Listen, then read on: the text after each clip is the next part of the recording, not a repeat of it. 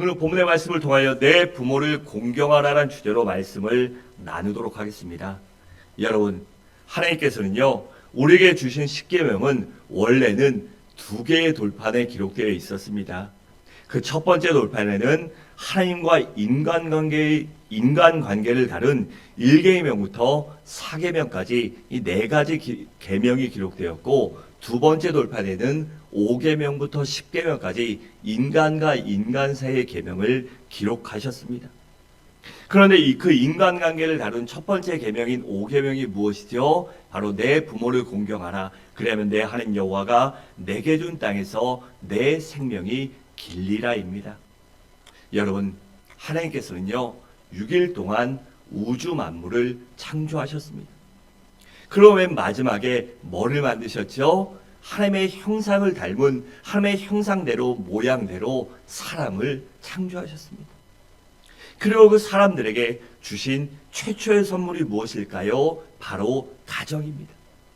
가정의 핵심인 부부를 창조하셨고, 그리고 자녀를 선물로 주셨습니다. 여러분, 부부간의 관계와 부모와 자녀와의 관계를 다룬 것을 우리는 윤리도덕이라고 말해요.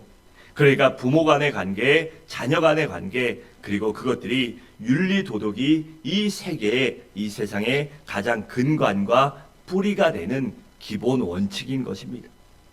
그런데 부모와 자녀 간의 윤리도덕의 핵심의 기본이 무엇일까요? 바로 부모를 공경하는 것이에요. 그러니까 부모를 공경하는 것이야말로 윤리도덕의 뿌리요 근간이 이 사회의 모든 기초와 이 법, 이런 것들에요 가장 기본 베이직이 된다는 것입니다. 그렇다면 첫째로 왜 우리가 부모님을 공경해야 할까요? 여러분, 본문의 공경은요 히브리어로 카벳이란 말인데, 이 카벳은 무겁다라는 뜻을 갖고 있습니다.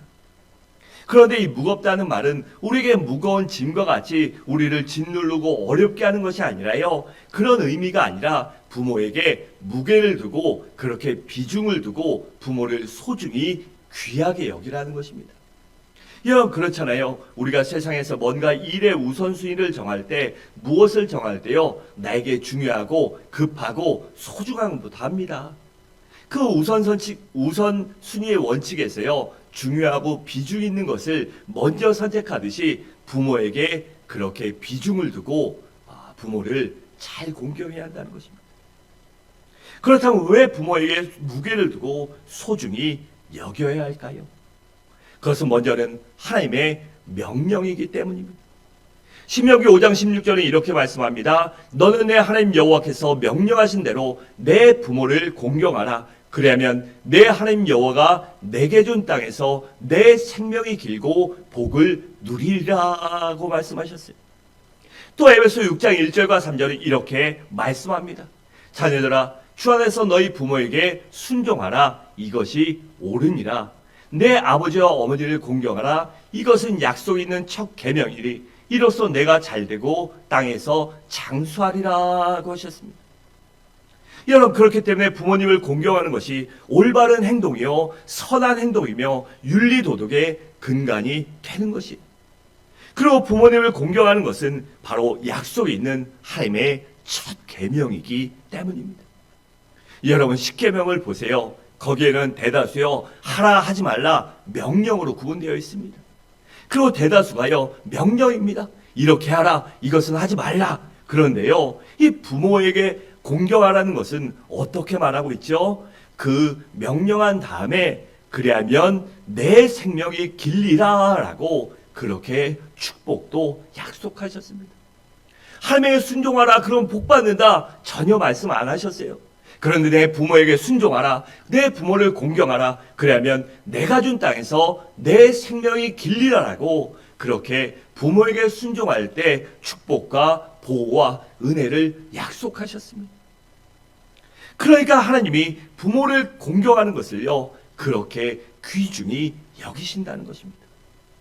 여러분, 그래서 우리 성도는 부모를 공경하는 것이 해도 되고 안 해도 되는 것이 아니라, 그런 선택사항이 아니라 하나님의 명령이기 때문에, 하나님이 내게 주신 약속의 첫 계명이기 때문에 우리가 부모를 공경해야 하는 것입니다. 또한 우리가 부모를 공경해야 되는 이유는 예수님께서 본을 보이셨기 때문입니다. 누가복음 2장 51절을 함께 읽겠습니다. 시작.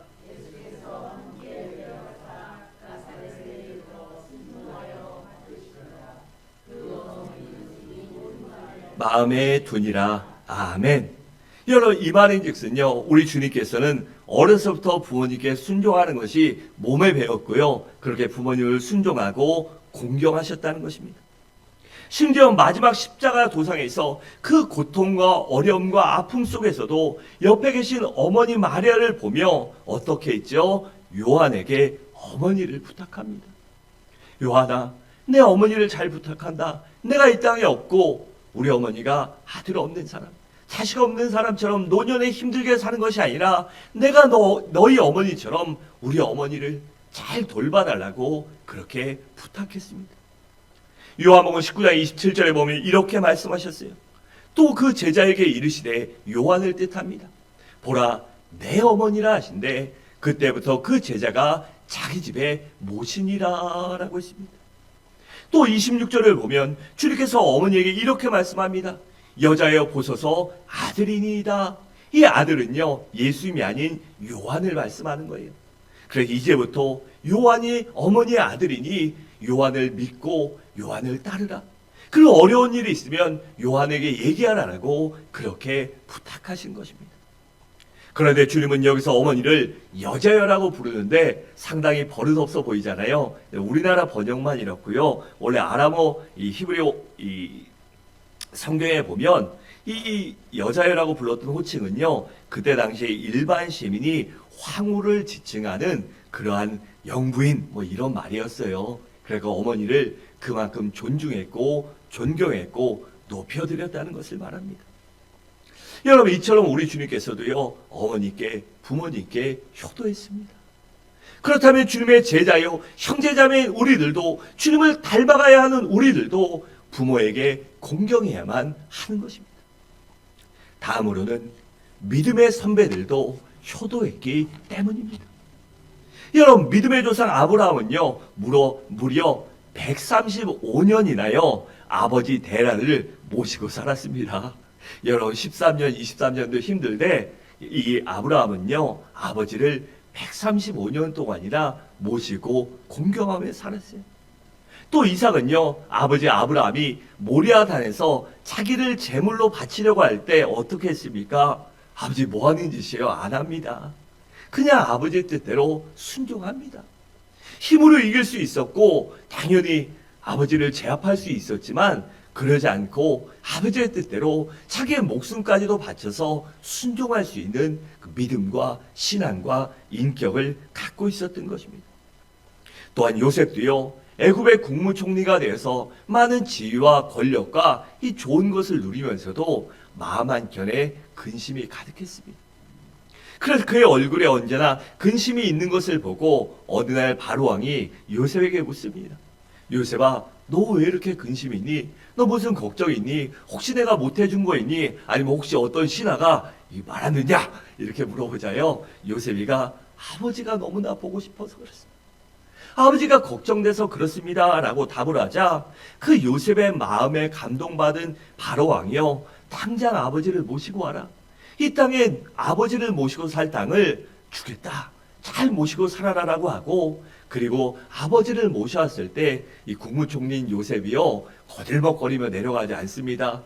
아버지 오셨어요? 반갑습니다. 잘 지냈습니까? 이러지 않고요, 높은 단상에 뛰어내려가 아버지를 얼싸안고, 아버지 제가 보고 싶었습니다. 그리고 아버지를 껴안고 울고요, 아버지를 기쁘게 맞아드립니다. 그리고 아버지와 함께 여생을 아버지를 모시고 기쁨 가운데 살게 됩니다. 여러분, 이처럼 믿음의 사람, 축복의 사람들은요, 모두 다 부모님께 순종하고 공경했습니다.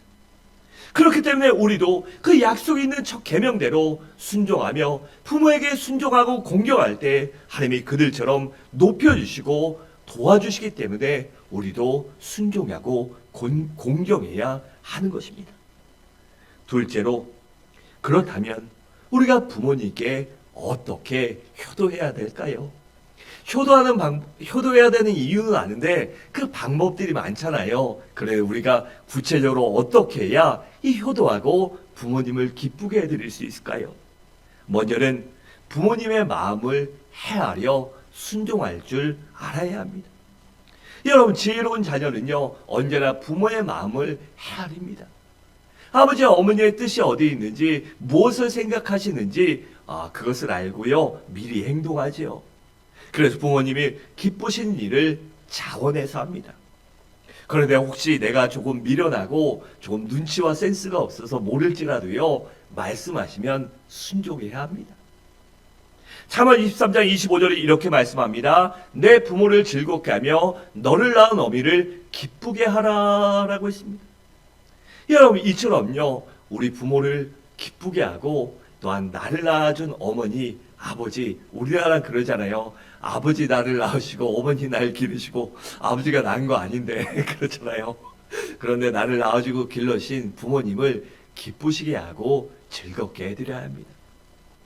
그러지 않으면요 이 부모를 속상하게 하기 때문이에요. 그런 의미에서 누가복음 16장에 나오는 탕자의 비유에 나오는 이 마다들은요 이 불효한 사람이에요. 왜냐하면 그는 둘째처럼 동생처럼 방탕한 생활을 하지 않았습니다. 또 부모님의 큰 사고를 치진 않았죠. 근데 그 잃어버린 자녀가 돌아왔을 때 그 기쁨하고 그 동생을 맞아들이고 잔치하고 그 기뻐하는 아버지를 향해서 비꼬아서 말하지 않습니까? 내가 이렇게 아버지 뜻을 어기지 않고 했는데 창기와 아버지의 재산을 탕진한 저 몹쓸 인간을 왜 이렇게 환대하십니까? 나를 위해서 내 친구들과 이 양 한 마리 잡아먹게 못하고 잔치도 베풀지 않았는데 왜 저런 이 탕자, 요새 말로 인간 말종 같은 놈한테 왜 그렇게 합니까? 라고 그렇게 아버지께 얘기함으로 아버지의 마음을 근심케 하고 속상하게 했습니다. 여러분 그 말을 들었을 때 아버지가 얼마나 속상했겠습니까?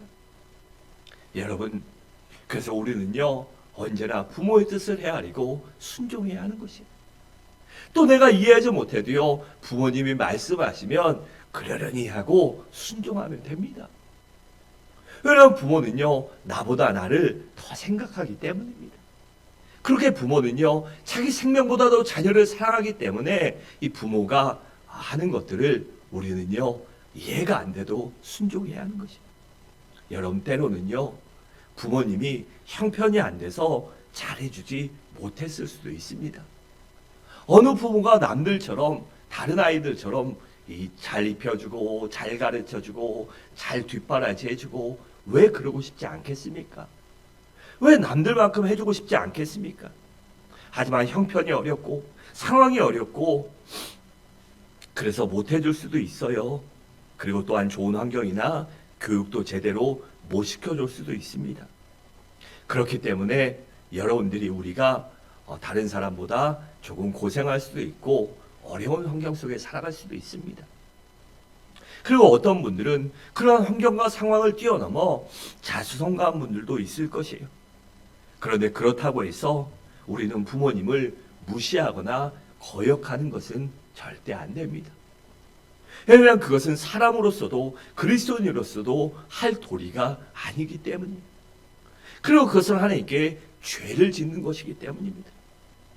여러분 우리는요 모든 조건을 떠나서 부모님이기 때문에 나를 낳아주시고 길러주시기 때문에 존경하고 감사하고 사랑하는 마음을 가지고 순종하고 공경할 줄 알아야 합니다.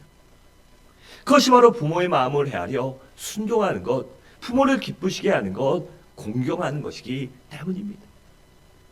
두 번째로는 부모님을 외롭게 해드리지 말아야 합니다. 여러분 세상에 가장 무서운 형벌이 있다면 바로 고독일 것입니다. 이 영국의 실험실이 있는데요. 이 절대 밖의 음이 모두 다 단절된 공간이 있대요. 그러니까 방음을 100% 완벽하게 해서 아무런 소리도 안 들린대요. 근데 거기에 들어와서 음향이나 뭐 이런 실험실인데 어떤 유튜버가 들어가서 거기서 내가 며칠 버틸까 이 내기를 했대요. 그런데 보통 사람들은요 1시간도 못 버틴다고 합니다. 아무 소리도 안 나고 아무것도 할 수 없는 공간에 들어가면요, 책 보고 의자에 있고 앉아 있으면 좋을 것 같지만요, 이 생활 노이즈가 없으면요 사람이 미친다고 합니다. 그래서 보통 한두 시간 오래 있어야 견디고 1, 20분이면 사람이 정말 극도의 불안감과 이 공포감을 느낀다고 그래요. 근데 그 유튜버는 내기를 했기 때문에 뭐 하루인가 있었는데 사람이 완전히요 미치기 직전, 일보 직전에 나왔다고 해요. 왜 그럴까요? 이 고독이기 때문입니다. 우리 주변에 있는 사람이요, 사람도 보기도 하고 얘기 소리도 들려야 되고 새 짖는 소리, 이 사람 지나가는 소리도 들려야 해요. 이 사람이 살아가는 것이죠. 아무것도 적막한 곳에는요 사람이 그만큼 외롭기 때문이에요. 여러분, 그런데 우리가 가정을 생각해 보세요. 자녀가 어릴 때는요 정말 정신없을 정도로 시끄럽고 난리를 지깁니다. 그리고 애들 클 때도요 부산하지요, 힘들지요. 그런데 그 아이들이 다 떠나고 난 빈집을 생각해 보세요. 얼마나 외롭고 적적하겠습니까? 그래서 부모들이 나이가 들면 들수록 더 힘도 약해지고 그럴수록요 혼자 있는 것이 무섭고 싫고 두려운 것입니다. 그래 자주 문안 인사도 드리고 할 수만 있다면 같이 모시고 사는 것이 좋습니다. 아니면 상황이 여의치 못해서 시설에 모셨다면요 자주 찾아뵙는 것이 좋아요. 왜냐하면 늙을수록 자식을 보는 것이 낙이기 때문입니다. 그 자녀를 보는 것이 낙이고 기쁨이고 즐거움이기 때문에 부모를 외롭게 해드리지 말아야 합니다. 세 번째로는 우리가 부모에게 효도할 수 있는 방법은 부모님이 물려준 유산을 소중히 여겨야 합니다. 여러분, 부모님이 물려준 유산이라는 말이요 꼭 물질적인 것이나 세상적인 것만을 의미하는 것이 아니에요. 여기에는 정신적인 유산이나 신앙적인 유산을 다 포함하고 있는 것입니다. 여러분, 부모님이 우리에게 좋은 마음과 정신을 줍니다. 누가 내 자식이 범죄하고 나쁘게 살고 남의 눈에 눈물 나게 하고 그렇게 하는 걸 가르치는 부모가 어디 있습니까? 대다수의 부모들은요 남들에게 눈물 나게 하지 말고 남들에게 손가락질 하지 말고 잘 살아야 된다, 바르게 살아야 된다라고 말합니다. 또 신앙이 있는 부모들은요 열심히 신앙생활하고 믿음 안에서 기도함으로 말씀 가운데 거룩해지고 하나님의 힘으로 승리하는 삶을 살아라라고 그렇게 기도도 하지만 그렇게 권면하고 그 자녀들을 위해서 매일 눈물로 기도합니다. 여러분, 그렇기 때문에 그런 부모의 정신이나 신앙적인 유산을 잘 물려받아서 계승시키고 발전시키는 것, 그것이 바로 우리 자녀들이 효도하는 방법 중에 하나입니다. 네 번째로는 형제지간에 우애해야 할 줄 알아야 합니다. 여러분, 자녀들이 서로 화목하게 지내는 것을 볼 때요 부모 마음이 기쁜 것이죠. 만약에 자녀들이 만나서 쌈박질하고 시기질투하고 막 그러면요 얼마나 부모의 마음이 찢어지고 아픕니까? 아무리 좋은 옷을 사드리고 맛있는 음식을 드리고 용돈을 많이 드려도요 형제간에 불화하면요 마음이 아프고 찢어지는 것입니다. 내가 자식 농사를 잘못 졌구나, 내가 자녀들 잘못 가르쳤구나, 그런 마음이 들어서요 부모가 마음이 찢어지는 것입니다. 여러분, 부모에게 있어 자녀는 다 소중합니다. 5손가락 깨물어서 안 아픈 손가락 없잖아요. 그처럼 다 소중합니다.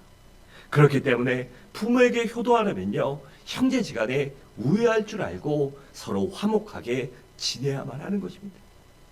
다섯째로는 자녀들이 성공하는 것이 바로 부모에게 효도하는 것입니다. 여러분, 성공이라는 것이 단순히 세상적으로 지식이 많아지고 명예가 높아지고 또한 지위가 올라가고 물질이 많아지는 것만을 의미하는 것이 아닙니다. 이 자녀들이 성공하는 것은 부모의 기대에 어긋나지 않는 자녀가 되어 남들에게, 다른 사람들에게 칭찬받는 사람이 되는 것이 가장 중요한 것이에요. 여러분, 자녀가 아무리 잘 나가도요 막 못되게 살고 나쁘게 살아서 저 네 집 자식이야 이런 소리 듣고요 돌아서면 손가락질하면 그 어떤 부모가 기뻐하고 즐거워하겠습니까? 다 걱정합니다. 그런데 자녀가 조금 세상적으로 못해도요 사람들에게 저 사람 믿을 만한 사람이야, 정말 훌륭한 자식 뒀습니다, 이런 말 들으면 부모가 얼마나 기쁘고 즐겁겠습니까? 여러분, 우리는요, 그처럼 다른 사람에게 인정받고 칭찬받는 사람이 되어 부모에게 효도해야 합니다. 그것이 바로 부모를 기쁘게 해드리고 존귀하게 하는 것이기 때문입니다. 여섯 번째로는 우리가 부모에게 효도할 수 있는 방법은 바로 용돈을 드리는 것입니다. 여러분, 나이 많아도요, 이 돈은요 필요합니다. 간혹 가다가 이 TV 같은데, 드라마 같은데 보면 그러죠. 아이, 노인네가 뭐 어디 돈 쓸 데가 있다고 자꾸 돈 타령해. 쓸 데도 없고 뭐 노인네가 돈 쓸 데가 있다고 막 이런 소리 하는 그 좀 나쁜 자식들 보이잖아요. 그래서 여러분, 나이 들수록요 돈이 더 필요합니다. 젊었을 때는요 어디 가서 밥값 안 내도 되죠. 그리고 남들이랑 먹을 때 뭐 안 사줘도 되는데요, 나이 먹으면요 밥이라도 사주고 차라도 사주고 사탕이라도 사줘야 젊은 사람들이 어울립니다. 그렇잖아요. 그렇기 때문에 부모님들도 또 쓸 때가 있습니다. 또 손주들 와도 손주들한테 용돈이라도 쥐어주고 뭐라도 사줘야 손주들이 더 좋아하지요. 그 할머니 할아버지한테 가는 거 좋아하지요. 가도 하나도 안 해주면요 거기 안 가려고 합니다. 그래서 이 어른들도요 물질이 필요한 것이에요. 우리는요 미리 알아서 넉넉하게 드릴 줄 알아야 합니다. 내 형편껏 내가 자녀들에게 쓰는 것 반의 반이라도요, 그 반이라도 부모님에게 일이 있을 때마다, 어떤 무엇이 있을 때마다 이렇게 용돈도 미리 챙겨드리기 바랍니다. 그래서 부모님이 불편 없이 살 수 있도록 도와드리는 것, 그것이 바로 효도이기 때문이에요. 또한 일곱 번째로 우리가 부모에게 효도하는 것은 영원히 잘 되게 해드릴 줄 알아야 합니다. 여러분, 효도 중 최고의 효도가 무엇일까요? 그것은 바로 부모님의 영혼을 구원해 드리는 것입니다. 왜냐하면 예수를 믿으면 영생을 얻지만 믿지 않고 돌아가시면 영원한 멸망과 불과 유황물이 타는 그 지옥에 가기 때문이에요. 그렇기 때문에 목숨을 걸고라도 무슨 일이 있더라도 부모님을 전도해야 합니다. 여덟 번째로 우리가 부모에게 효도하는 길은 바로 내 자신이 신앙생활을 열심히 하는 것입니다. 우리 요한 3서 4절을 함께 읽겠습니다. 시작.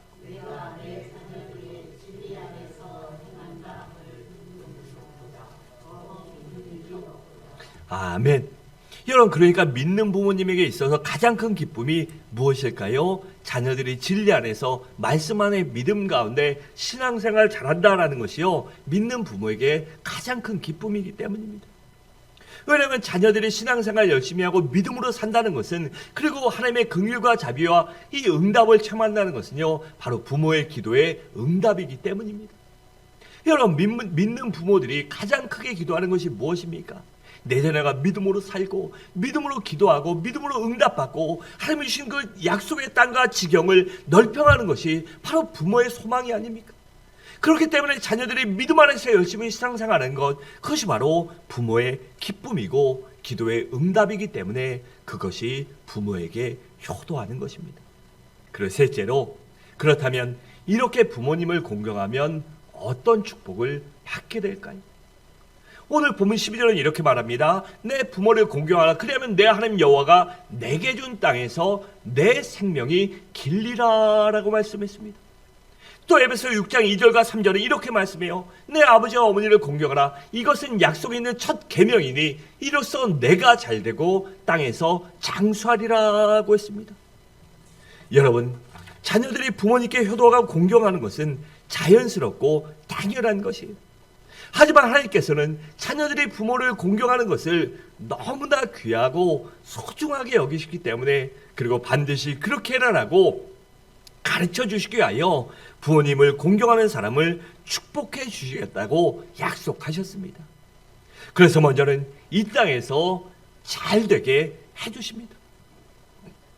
그러니까 개인적으로나 가정적으로나 사회적으로나 경제적으로나 그 앞길을 순탄하게 해주시고 또한 형통하게 해주시겠다는 것입니다. 그래서 평안한 가운데 많은 사람들에게 사랑받고 인정받고 존경을 받도록 하나님이 도와주시겠다고 하십니다. 그리고 또한 장수의 복도 주십니다. 그러니까 건강의 복을 주셔서 우리의 정신도 건강하고 마음도 건강하고 육체도 건강하게 해주시다는 것이에요. 그래서 그들도 자녀들의 효도를 받게 해주시겠다는 것입니다. 그러니 이보다 더 큰 복이 세상에 어디 있겠습니까? 우리의 육신이 잘 되고 장수하게 되고 이 땅에서도 잘 되게 된다. 더 나은 삶을 살게 해주시겠다. 그러니 이거보다 더 큰 복이 어디 있겠습니까? 사랑하는 성도 여러분, 말씀을 마치도록 하겠습니다. 우리 모두 다시 한번 부모님께 꼭 효도하며 살겠습니다 라고 이렇게 다짐하시기 바랍니다. 그것이 바로 나와 부모와 내 가정과 내 자녀가 잘 되는 길이며 또한 이 땅에서도 길이 살며 장수하며 그 은혜 가운데 하나님의 형통과 샬롬의 복을 누리는 은혜임을 길임을 잊지 말고 그렇게 살아감으로 하나님의 약속의 말씀 또한 모조리 누릴 수 있는 우리 모든 성도님들 되시기를 주님의 이름으로 간절히 축원합니다.